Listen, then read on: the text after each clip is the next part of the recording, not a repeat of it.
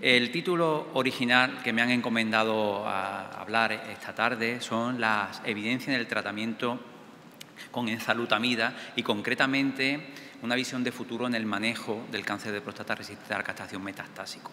Voy a intentar aunar estos dos títulos de alguna manera, ¿no?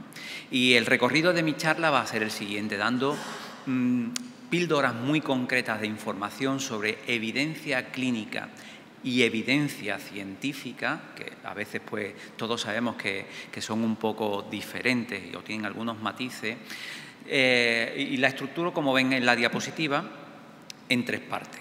Lo que eran las evidencias iniciales, o las primeras evidencias, una vez que salieron los ensayos pivotales que autorizaron el uso de enzalutamida en nuestros pacientes en resistente a la castración, o bien post-quimioterapia o bien pre-quimioterapia.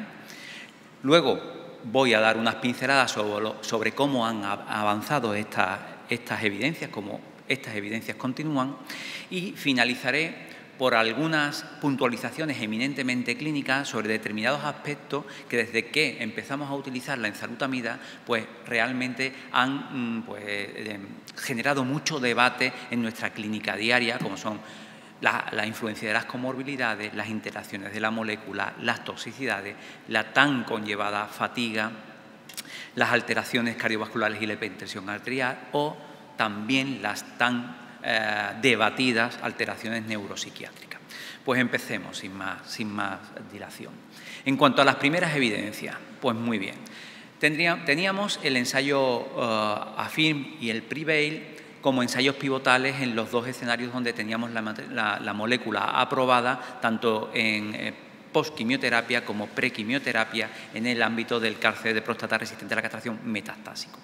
Pero posteriormente pues salieron muy pronto, muy poco después, dos estudios para mí, o dos artículos para mí relevantes, que fueron generando esas evidencias iniciales una vez aprobada la molécula y una vez que nosotros empezamos a utilizarla en nuestro día a día.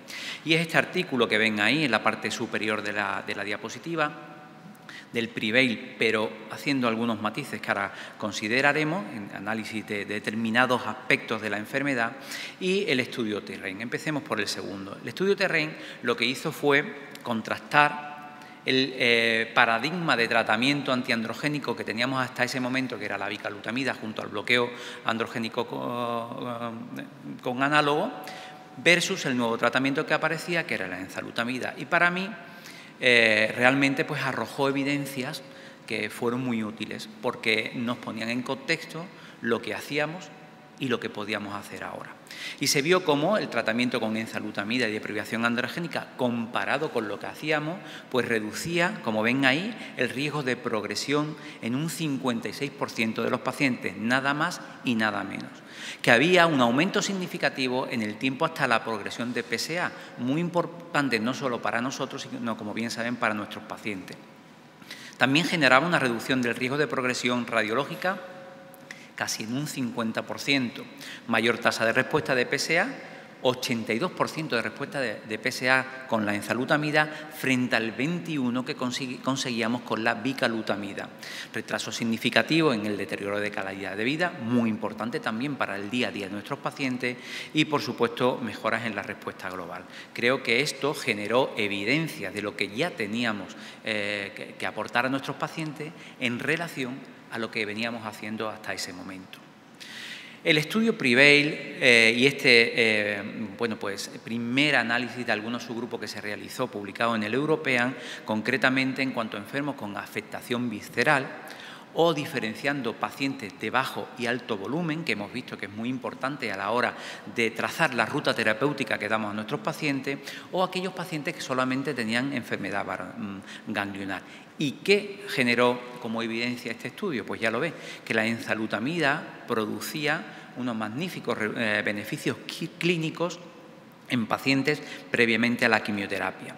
Tanto aquellos que presentaban enfermedad visceral como aquellos que tenían bajo o alto volumen metastásico y, por supuesto, en aquellos que únicamente tenían enfermedad ganglionar. Esto es importante porque sabéis que en aquel momento era muy debatido cuál de las moléculas que disponíamos hasta ese momento podrían utilizarse en pacientes con metástasis visceral, en pacientes con bajo o alto volumen, y este estudio, a mi parecer, vino a arrojar evidencia en estas dudas. ¿Qué mensaje? Pues no voy a repetirlo. Pues los que tienen en la parte superior de la diapositiva eran las evidencias que mostraba el T-REIN, disminución de progresión de la enfermedad en relación a bicalutamida, mejora de la respuesta de PSA, retraso en deterioro de calidad de vida y con un perfil de efecto secundario similar al antiandrógeno que utilizábamos a ese momento. Y los diferentes subgrupos que mostraba beneficio el Prevail, como les acabo de comentar. Estas eran las evidencias que después de los ensayos pivotales tuvimos en un principio, pero estas evidencias, la generación de evidencia ha ido continuando a lo largo del tiempo y hasta nuestros días, como voy a intentar comentarles. Y esto está muy bien porque realmente desde hace un año, año y medio, hemos dejado de hablar prácticamente del cáncer de próstata resistente a la castración metastásico porque nos hemos ocupado tremendamente del cáncer de próstata resistente a la castración no metastásico y del cáncer de próstata metastásico hormonosensible. Y nos hemos olvidado un poco del mundo del resistente a la castración metastásico, que sin lugar a duda se ha ido adquiriendo mayor conocimiento en su manejo y se han ido generando evidencia, que es lo que voy a intentar mostrarles. Este es un estudio interesante, el estudio Premise, que se publicó el año pasado en el European Oncology en el 2020 y, bueno, pues el objetivo de este estudio, como veis, es evaluar la eficacia, seguridad y calidad de vida del paciente resistente a la castración metastásico tratados con enzalutamida ya en práctica real en 16 países europeos. Y la variable principal que estudió, como ven ahí, es el tiempo hasta fallo de tratamiento, es decir, hasta que ya tuvimos que cambiar de línea o progresó la enfermedad. Y como ven ahí, la conclusión fue que este tiempo hasta fallo de tratamiento fue más largo con enzalutamida en primera línea en relación a si tratábamos a los pacientes en primera línea con abiraterona. Esto es un aspecto bastante relevante porque sabéis que es muy importante en el campo de la oncología en general, el tiempo que mantenemos a nuestros pacientes en tratamiento en las primeras líneas, porque sabemos que si somos más exitosos en esa primera línea y lo mantenemos más tiempo, eso va a repercutir en los resultados a largo plazo de nuestros pacientes, con lo cual es una evidencia bastante importante la que obtenemos con este estudio. Esta diapositiva viene a comparar las diferentes líneas, como veis, de abiraterona en primer lugar, enzalutamida en segundo lugar, y los resultados son que la eficacia y seguridad observados respaldan la aplicabilidad en el mundo real, es decir, en los pacientes que vemos en nuestro día a día, así como la validación independiente de los datos que ya teníamos de ensayos clínicos. Bueno, pues esta eficacia y seguridad con enzalutamida es muy amplia y además pues tenemos resultados que avalan estos resultados en los diferentes grupos de pacientes que podemos tener ante nosotros. Voy a decir pues, unas pequeñas ideas sobre estos 4 estudios, que son estudios que se han ido generando, como ven, desde el año 17 hasta el año 20, en enfermedad, o sea, con diferentes niveles de evidencia, pero que ya los tenemos para poder compartirlo con ustedes. Este estudio es una comparación indirecta entre abiraterona y enzalutamida, publicado en el año 2016. Y aquí tienen pues, los resultados en esta diapositiva. No encontramos diferencias realmente en cuanto a la supervivencia global, pero sí hemos encontrado diferencias importantes, o al menos relevantes estadísticamente, en cuanto, como veis, a el periodo de supervivencia libre de progresión radiológica y el tiempo de progresión a PSA a favor de la enzalutamida en relación a abiraterona. Este otro estudio, también del año 17, pues también es una comparación indirecta, entre ambas moléculas, y es una revisión sistemática, como ven aquí. Y igualmente vemos cómo es a favor del tratamiento con enzalutamida, como pueden ver ahí en pacientes quimio-naive, tengo que hacer hincapié en esto, pues como ven ahí, a favor de enzalutamida en cuanto al tiempo libre de progresión radiológica y al tiempo libre de progresión de PSA y respuesta, proporción de respuesta de PSA. También un trabajo bastante interesante. Este es más reciente, del año 2019, y veis cómo lo que estudia es la secuenciación óptima en estos pacientes con los diferentes tratamientos que tenemos. Y es muy interesante porque saben ustedes que todavía no tenemos una evidencia rotunda y una recomendación en guía de cuál es la secuenciación ideal para estos pacientes. Este estudio está estructurado de esta manera, ven que se puede iniciar por abiraterona o por enzalutamida y a progresión pues cambiar de línea de tratamiento, evidentemente uno por otro. ¿Qué resultado destaco de este estudio? Pues ven ahí algo muy interesante, que es que tuvimos muchas menos resistencias primarias, menos de un 10% con enzalutamida, en relación a si empezábamos con abiraterona, que arrojaba un 20% de resistencias primarias. Saben ustedes que el debate de las resistencias primarias han sido muy puesto en boga para ver qué primera línea de tratamiento podríamos iniciar en una secuenciación. Y también, bueno, no me voy a parar, pero también tenían estos otros resultados que van a disponer ustedes de la presentación. Este trabajo ya es del 2020, mucho más reciente, y es la supervivencia global del paciente resistente a la castración quimio-naive, como veis, que habían recibido primeramente bicalutamida previo a enzalutamida o abiraterona. Y este trabajo, lo que nos viene, ahí tienen la corte de abiraterona y la corte de enzalutamida, en verde la de enzalutamida y en rojo la línea roja de abiraterona, y como ven, las conclusiones que llega a poner este trabajo encima de la mesa es que el riesgo de muerte se redujo en un 16% en la corte de enzalutamida, en comparación con la corte de abiraterona. Ya ven, estamos hablando de reducción de riesgo de muerte entre dos moléculas que están indicadas en el mismo escenario de la enfermedad. No olvidemos esto. Además, fue una mediana de seguimiento importante a este nivel de la enfermedad, que fue 18,27 meses. Y la mediana de duración de tratamiento de primera línea fue mayor con la enzalutamida que con abiraterona.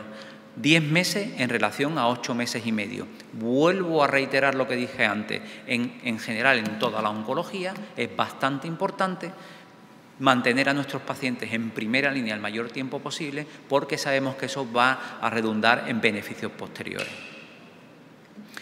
Aquí tienen una diapositiva donde dan el tiempo de tratamiento que se consiguió con cada una de las combinaciones. Y por último, esto acaba de ser publicado muy recientemente en el European Urology, a finales del 20, y están los resultados últimos, el último análisis del PREVAIL ya a más de 5 años de seguimiento. Y como ven, el estudio pivotal, el PREVAIL, en quimio-naive, si lo analizamos después de 5 años de seguimiento, 69 años de seguimiento, como ven, las gráficas siguen siendo realmente con resultados rotundos. Ya, por último, en el último apartado, entro a hablar de algunas puntualizaciones de determinados aspectos clínicos que han sido muy debatidos a lo largo de este año con el empleo de enzalutamida. Comorbilidades. Bueno, lo primero que quiero decir es que no sé por qué se ha puesto, siempre lo he dicho y lo digo en muchas charlas, en muchas intervenciones, por qué se pone el foco tanto en las comorbilidades. Si realmente las comorbilidades es el día a día de nuestras consultas en cualquier tipo de paciente, en cualquier enfermedad. Esto es un estudio real de la Comunidad de Madrid del año 2009, donde arroja que los varones mayores de 65 años, el 60% de ellos tienen más de 2 problemas crónicos, es decir, que tienen comorbilidades asociadas, con lo cual la mayoría de nuestra población va a tener estas características de pluripatología. Esto es un registro de comorbilidades, concretamente de cáncer renal en Europa. Y ven ahí las comorbilidades más frecuentes. Casi el 60% de los pacientes tenían otra comorbilidad. Como ven, era concordante con el estudio de la Comunidad de Madrid. Más del 50% presentaban morbilidades cardiovasculares, más del 40% hipertensión y casi el 15% eran diabéticos. Evidentemente no nos podemos abstraer de estas interpretaciones solamente para el uso de una molécula, puesto que el perfil de nuestros pacientes en cualquiera de ellas va a ser este, queramos o no queramos. No sé por qué nos tenemos que encabezonar muchas veces solamente en una línea de trabajo. La enzalutamida en pacientes ancianos, pues como ven, aquí tienen ustedes un análisis publicado en el año 2016 donde se demuestra que es efectiva en todas sus variables, como ven ahí, en todas sus variables en la población mayor de 75 años. Es decir, no tenemos por qué dejar de usar a estos pacientes en pacientes ancianos. Interacciones farmacológicas. También es interesante las evidencias clínicas que se han ido recogiendo a lo largo de este tiempo al respecto. Tampoco nos deben de asustar. Esto es un estudio de nuestra comunidad en el plan de pluripatológicos, como ven, y de pacientes con enfermedades crónicas. Bueno, pues si definimos paciente polimedicado como aquel que toma más de 5 medicaciones o 5 fármacos al día, ahí tienen ustedes la cantidad de andaluces que están polimedicados. Entonces, esto tampoco puede ser una cortapisa, evidentemente, en nuestro día a día a la hora de seleccionar un tratamiento. Bueno, dicho así suena demasiado global.